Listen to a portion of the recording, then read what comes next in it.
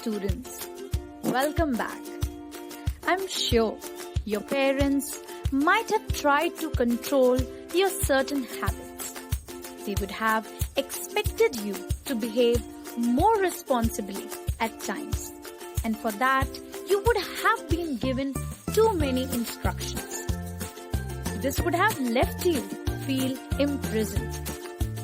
Dear students, childhood is a period when children indulge in fantasies. But when they start growing up, their parents nag them all the time. The poem that we shall read today has the similar theme. It is about a small girl named Amanda who is denied freedom and space by her parents. It is penned by Robin Klein. Robin Klein is an Australian author of books for children. She was born on 28th February 1936 in Kempsey, New South Wales, into a family of 9 children. She left school at the age of 15 and did several jobs before becoming established as a writer. Her first book, The Giraffe in Pepperell Street, was published in 1978 at the age of 16. Her books are usually celebrated as she has won the CBCA Children's Book of the Year Award as well as Human Rights Award for Literature in 1989 for her novel Came Back to Show You I Could Fly. She has written more than 40 books and is widely considered one of the Australia's most prolific and beloved young adult authors. Unfortunately, Robin Klein suffered an aneurysm rupture, and while she survived, since 2005, she has lived in a nursing home and is no longer able to write or do significant publicity work for her books. Students, now let us know a little bit more about this poem. This poem actually focuses on the upbringing of a small child. It highlights the struggle faced by a child. This poem is written in conversational style where the mother voices her views while the thoughts of the child, which are put in parentheses, are not uttered. The poem is about a girl named Amanda and her mother who is nagging her for her mistakes. The mother scolds Amanda for biting her nails, hunching her shoulders, and not sitting straight, which Amanda does not like. As a child, she feels depressed and sorrowful. So her imagination transports her from the real world to an imaginary world, where she does not want to be denied chocolate and wants to sit and behave exactly as she wants. She would rather indulge in fantasies than clean her room or do her homework. She wants to postpone growing up. She wants to remain a child for just a little bit longer. Now students, let's understand the setting of the poem. This poem is set in 4 different settings. The first setting is that of the real world, in which Amanda's mother is forever trying to correct her posture or her behavior. On the other hand, the other 3 settings are fanciful ones, constructed by Amanda in her own mind. These are the realms to which she escapes when she's tired of listening to her mother finding faults in her. One of these settings is that of the sea, in which Amanda imagines herself to be a mermaid. Another one is that of the street, in which Amanda imagines herself to be an orphan child. The last of these settings is that of a tower, in which Amanda imagines herself to be the imprisoned princess known as Rapunzel. These 3 settings form a contrast to that of the real world in which Amanda and her mother lives. Now let's understand the theme of the poem. Through this poem, Robin Klein describes how difficult it is for children to compromise their freedom and behave according to the societal norms, as this not only restrains them, but is also responsible for making a child lose his or her individuality. So the first theme of the poem is End of Childhood. Childhood is the time when a child does as he or she pleases. But as soon as they reach adolescence, they are expected to abandon such practices and do as they are told. Amanda has reached that midway age between childhood and adulthood. The poet shows this in a subtle manner through the growth of acne on her face, because she is no longer a child and her mother expects her to fulfill certain responsibilities, such as finishing her homework on time or cleaning her room. However, Amanda wants to postpone the process of growing up, so she withdraws into an imaginary world of fantasies and fairy tales. Second one is expected behavior of young women. Girls are expected to act and behave in certain ways. They are expected to sit up straight, to take care of their appearance, and to be always sweet and smiling.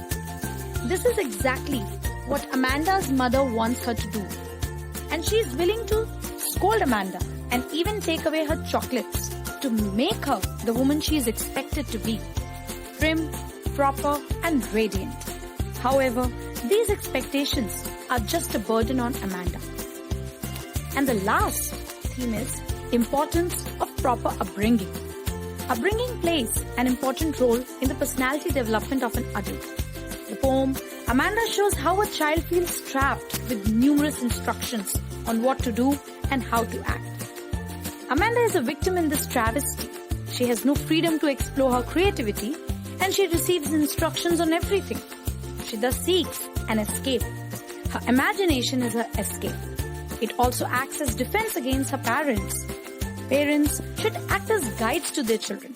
They should let their children explore the world around them without interfering unnecessarily. Let's start the explanation of the poem. Stanza 1. Don't bite your nails, Amanda. Don't hunch your shoulders, Amanda. Stop that slouching and sit up straight, Amanda. In the following stanza, Amanda's mother is scolding her, telling that she should not look lazy and drowsy. So, she should sit straight without stooping her shoulders or slouching on the sofa. We come to know that Amanda's mother is very nagging and continuously monitors and controls her. The literary devices used in stanza 1 are as follows. First one is anaphora. Anaphora is repeated use of a word at the start of 2 or more lines. So line number 1 and 2, don't bite your nails, Amanda. Don't hunch your shoulders, Amanda. These lines have don't at the beginning. Second one is assonance. It is the use of vowel sound. So in line, don't hunch your shoulders, Amanda, O sound is repeated. Third one is alliteration. It's the occurrence of the same letter or sound at the beginning of the words. So line number 3, stop that slouching and sit up straight. S sound is being repeated. Stanza 2. There is a languid emerald sea where the sole inhabitant is me, a mermaid, drifting blissfully. These lines are given within brackets, and brackets are used to provide more meaning to the phrase. Here the poet uses it to present the imagination of the little girl, the free flow of pure thoughts. Here she imagines that she lives like a mermaid in the beautiful sea that looks emerald green in color, and the only person that lives or dwells there is Amanda herself, living a relaxed life. This shows that she longs for freedom. The literary devices used in stanza 2 are as follows. First one is metaphor. It is a device which compares two things or qualities which are unlike. So over here, use of word emerald sea for green color of sea is similar to the color of emerald. Second one is allusion. Allusion is a reference to statement, person, place from history, religion, literature or any other field. So mermaid over here is a well-known imaginary creature taken from fairy tales. Stanza 3. Did you finish your homework, Amanda? Did you tidy your room, Amanda? I thought I told you to clean your shoes, Amanda. We see in this stanza that Amanda's mother is still scolding her and asking her to finish her homework, clean her room as well as shoes. However, this set of instructions marks a shift from the instructions given in stanza 1. Now Amanda is being coached about the things that are related to her surroundings. The pattern of instructions explains that how every aspect of her is related to questioning and proper guidance. She is being disciplined for every little thing, making her lose her freedom. Literary devices in stanza 3 are as follows. First one is anaphora. The lines, "Did you finish your homework, Amanda? Did you tidy your room, Amanda?" shows the repeated use of word did. Second one is assonance. Line number 3, "I thought I told you to clean your shoes." Here, the sound of O is repeated. Third one is repetition, as Amanda's name is repeated thrice in this stanza. Stanza 4. I am an orphan, roaming the street. I pattern soft dust with my hushed bare feet. The silence is golden, the freedom is sweet. In the stanza, we see what actually Amanda feels like doing.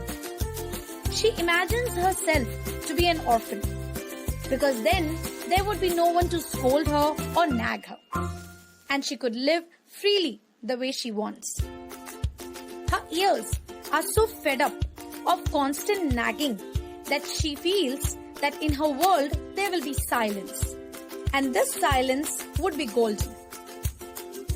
She will experience freedom, which will be sweet, not bitter like her mother's scolding. Her feet would be uncovered or without any shoes, quiet and calm, soaked in soft dust, creating a pattern of some design. The fact that she wishes to be an orphan itself signifies the amount of pressure she feels and how society's code of conduct has made her to think so. This also shows that the mother does not share a very good and healthy relationship with her daughter, because she fails to understand what her daughter likes. The literary device used in stanza 4 is metaphor. It can be found in line 1 of stanza 4, where Amanda imagines herself to be an orphan roaming the street. And line number 3, where she says, "Silence is golden." Silence is said to be glorious like golden color. And freedom is sweet, because freedom is said to be sweet in taste. Stanza 5. Don't eat that chocolate, Amanda. Remember your acne, Amanda. Will you please look at me when I'm speaking to you, Amanda? In this stanza, Amanda's mother is once again telling her what to do and what not to do. She tells Amanda not to have any chocolate, for they might cause her to develop acne on her face. This unpleasant memory has made Amanda turn her face away, for her mother then tells Amanda to look at her while she is speaking to her. These set of instructions provided here indicate how much essential it is for Amanda to understand the value of external beauty and to take steps to preserve it from a very tender age.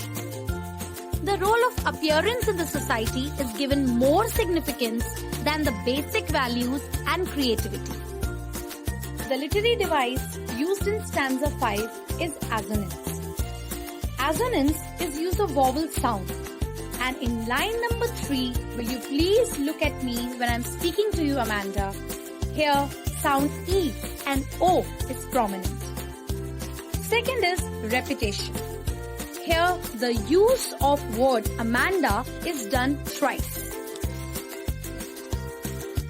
Stanza 6. I am Rapunzel. I have not a care. Life in a tower is tranquil and rare. I will certainly never let down my bright hair.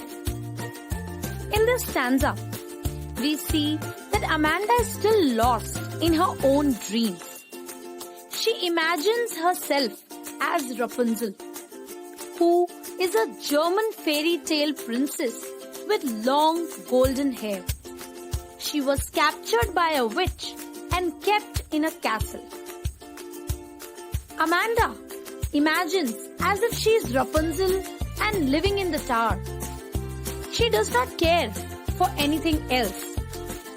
She desires to remain there forever and does not want to let her bright golden hair down the window, as Rapunzel did in order to bring her lover up. Hence, she does not want any human with her. She desires to remain alone in a place where no one can come. The line shows how much she is fed up with humans, especially her mother. The literary device used in stanza 6 is allusion, as the reference of German fairy tale princess Rapunzel is given in this stanza. Stanza 7. Stop that sulking at once, Amanda. You are always so moody, Amanda. Anyone would think that I nagged at you, Amanda. In this stanza, we see that Amanda's mother tells her to stop this sulking.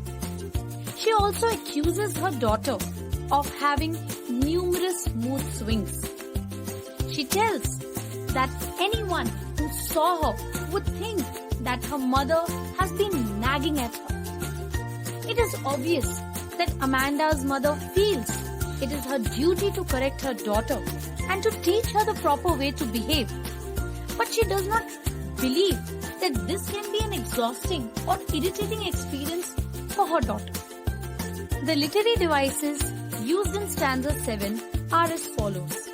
First one is alliteration. We can find this in line, stop that sulking at once, Amanda. Here, S sound is repeated. Next is repetition. As in this stanza, Amanda's name is repeated thrice. Message of the poem. Students, through this poem, the poetess wants to convey that parents, in their endeavor to make their children well behaved, give them too many instructions or nag them.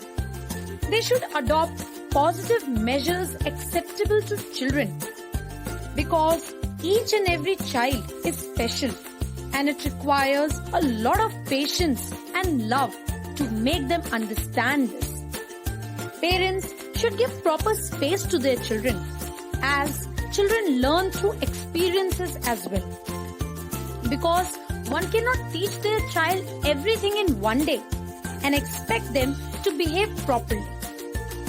Otherwise, what will happen is the child will going to stop listening to them and indulge in daydreaming as Amanda did. So with this, we have come to the end of the video. I hope that you have understood this poem well. Thank you so much.